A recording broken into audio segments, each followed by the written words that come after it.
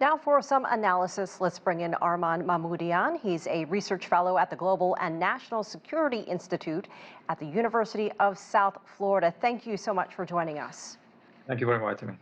This day-long meeting ended just within the past hour, and I wanted to get your thoughts on this very quickly put together but very unprecedented gathering of world leaders at the White House. What are your initial thoughts so far?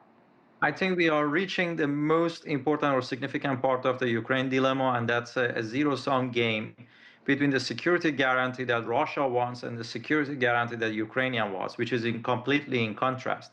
The Russians want a security guarantee in which there is no defense pact between the Ukraine and the rest of the West of the Europe or United States, similar to what happened to Finland after 1948.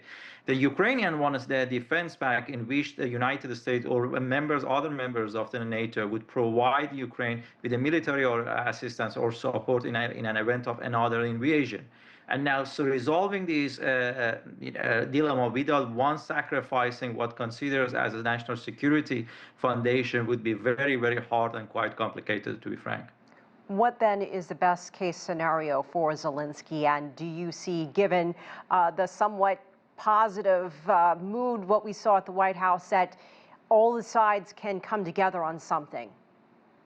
Well, technically, all sides can come together over any matters, but depends on who is going to make the compromise, who's going to make the sacrifice, or making the compensation, or making the concessions.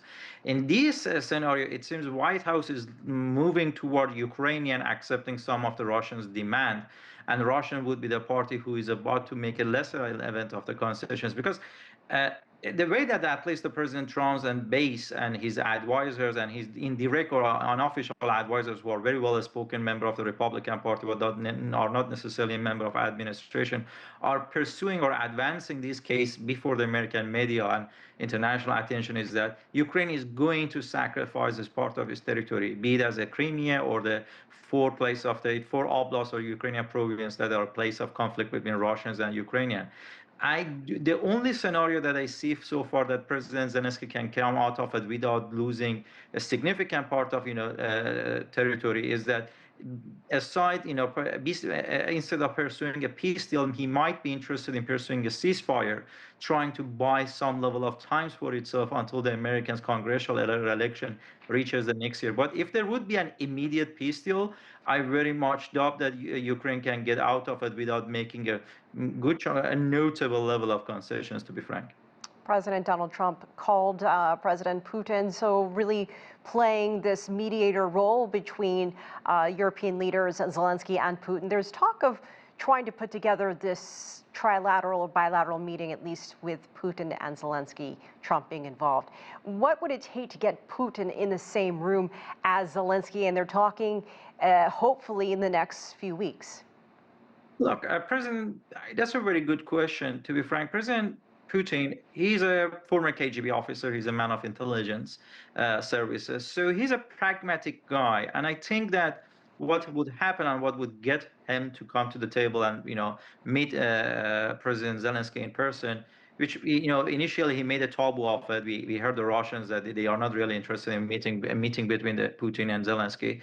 I think what would convince him is that Ukraine, or West at least, primarily speaking, United States, signals that they are willing to not play along or acknowledge part of what President Putin considers as the primarily element of Russia's national security, be it as the Russia's claim over the eastern Ukraine or south of Ukraine, or the matter of defense pact, or United States signaling that they are going to not totally but relatively halt their supply of strategic weapons, or largely fatal weapons to the Ukraine until the negotiation reaches a conclusion one way or another. There should be a concession. I doubt that President Putin is going to be in the meeting without knowing that he's going to get something out of it prior to the meeting.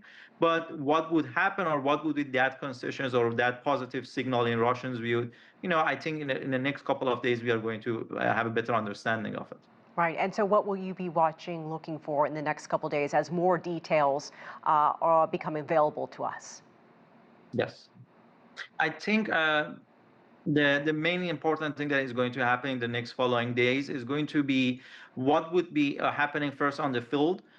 will Ukrainian continue using an aggression move or more attacks inside the Russia's territory? If Ukrainian use such events, if the Ukrainian move to target Russia's mainland as they did in the last couple of months, I think that the possibility or probability of the reaching a deal or meeting would be harder, because it would make it politically harder for President Putin to come to the negotiation after such attacks. But if we notice that Ukrainians are more on defense, or the speak of the sanctions or further sanctions in Europe and the United States is kind of getting silenced or getting less loud voice, I think that would be a sign that the Russians and Americans are setting the arrangement for such negotiations and meetings. Arman Mahmoudian, thank you so much for joining us from Tampa, Florida. Appreciate it.